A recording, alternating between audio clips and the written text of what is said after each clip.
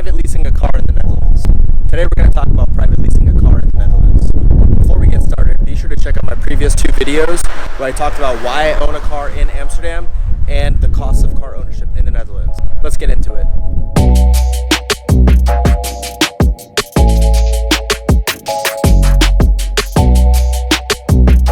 If you haven't seen my previous two videos, I'll link to them in the description below. In both of those videos, I mentioned that I private lease my car. So today I wanted to cover what is private leasing and a little bit how it works. As an expat, I didn't see a lot of material out there in English about private leasing. I was able to translate quite a few articles and figure it out and talk to a few dealerships, but I figured I'd put together a video on what is private leasing so that if somebody's interested in it, they can learn a little bit more. So if you're thinking about getting a car and you live in the Netherlands, private leasing is one of the options available to you to purchase a vehicle. You can either buy a car outright or you can lease it, and there's a few different ways to lease, and I'm going to cover private leasing specifically. So back in the US, I also used to lease a few different vehicles, so I have some experience with leasing. And when I moved to the Netherlands, I was debating whether to buy a used car or look into this private leasing that I was hearing a lot about. I had seen a lot of advertisements about private leasing. I thought it was a really good option as opposed to buying a car outright or looking at a used car. So as I mentioned in my previous video, there's a lot of costs associated with car ownership in the Netherlands. Aside from the cost of the car itself, there's various taxes, BPM, road tax, inspection costs, obviously insurance, maintenance. When you get a car, you have to think about all of those costs. What private leasing does, it essentially rolls all of those costs into one monthly price that you pay. And generally it's for new cars, although I've heard it's available for used cars as well. But private leasing rolls all of those costs into one monthly cost.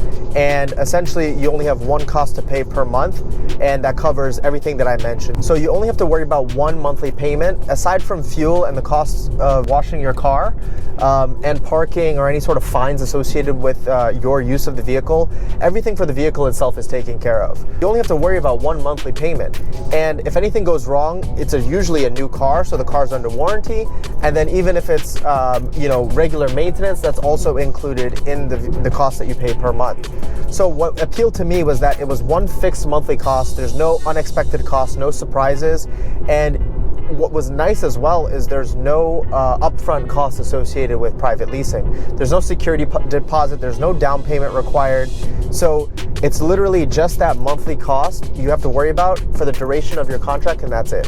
So what was nice for me as opposed to buying a used car, there could be unexpected costs associated with that used car if you get a flat tire, or if it needs some sort of repairs, or it's due for its maintenance, which can be quite pricey.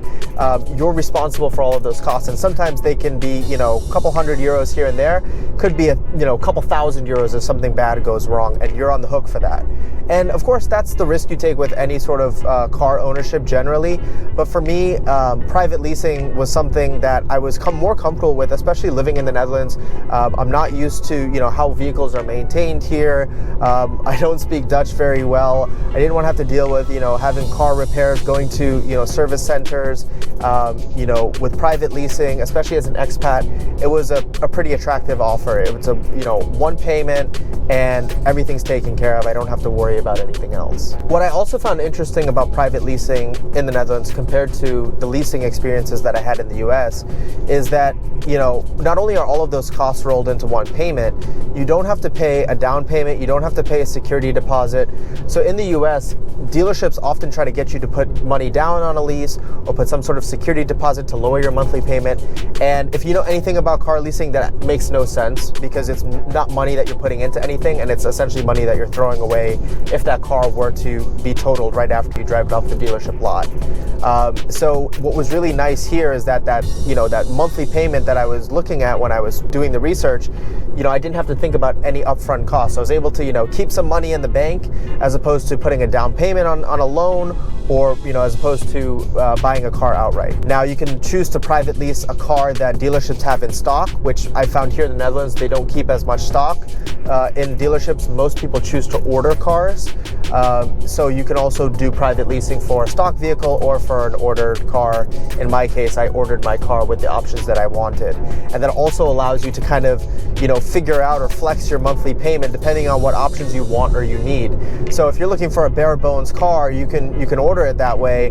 Or if you want some more features, you can tick the boxes you want, and then your payment goes up accordingly, and you can keep it within your budget. Another thing that was attractive for private leasing for me was that there's a lot of consumer protections for people who lease cars with private leasing in the Netherlands. For example, if you lose your job or you become ill and you're no longer able to make those monthly payments, there are protections to amicably end the lease without much penalties. So the terms vary by leasing company, but in my case, I did a 4-year lease, and if after the first year I have to end the lease, then I'm on the hook for 30% of the remaining payments. So, I have 3 years left of payments after 1 year. I'm responsible for 30% of that if I were to end the lease early. And if you actually lose your job, I think there's a clause that says you can get out of the lease without any penalties. So with private leasing in the Netherlands, it's set up in such a way that there's a lot of consumer protections that favor the consumer versus the car dealership. In the US, if you have to end the lease early, you're on the hook for all of the remaining payments, no matter what. And that's something that can be a little bit scary, but it's something you just have to be prepared for. So, private leasing in the Netherlands, it was really attractive to me because if I did have to end that lease early, I know that I'm responsible for only 30% of the lease, once I hit that 1 year mark, which I'm coming up to very shortly. So this all sounds great, but what's the catch, right? So as with any sort of leasing, there's limitations to how you use the vehicle. For example, you can't use it for ride sharing or anything like that, but also you're limited to how many kilometers you drive. And this is something that you choose at the beginning. When you're choosing your private lease, you determine what period you want. So it ranges from 12 months, 24 months, all the way up to 48, 60 months.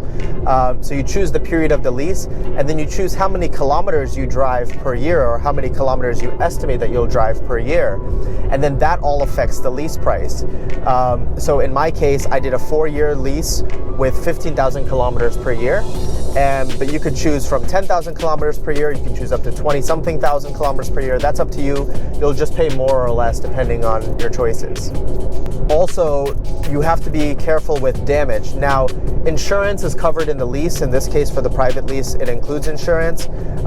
And you're allowed to have a certain number of claims. You have to pay a deductible if there's damage on the vehicle.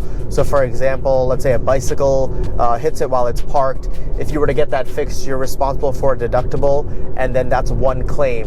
If you have multiple claims within a certain period of time, then there's a bit of a penalty. But if you have a reasonable amount of claims, then it's not something you have to worry about. You can also choose to have a lower deductible or no deductible at all, and again, that will increase your lease price. But that's another option you have. And of course, wear and tear is something to consider. So you can't have excessive damage, you can't have excessive wear on the vehicle when it's returned at the end of the lease. Now, of course, if something is severely damaged, you can get it fixed through the insurance, but these are some of the things you need to think about when you're leasing a vehicle. You don't own that vehicle, so the leasing company owns that vehicle, so you have to keep it in a certain condition because they will want to resell it after the lease is over. And that's typical as well in the US. You have certain allowances with mileage and with wear and tear on leased vehicles, so that wasn't something that was new to me, and that was something that I was comfortable with. So that's kind of a high-level overview about private leasing in the Netherlands. I think for many expats, it's a good idea, especially if you're not sure how long you're going to be living in the Netherlands, but you need a car. Maybe you don't have the savings, or you don't want to spend the savings on a used car or going into a loan. Private leasing could be a good option for you.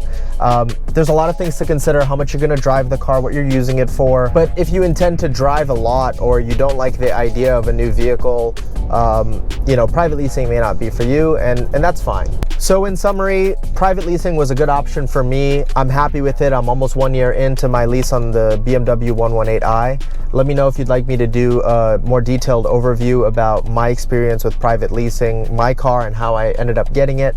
But I'm overall happy with it. I like that I have a fixed monthly cost, one thing to worry about each month. And I think it works out well for me. So let me know if you have any questions about the private leasing process. Let me know in the comments below, or reach out to me on social media.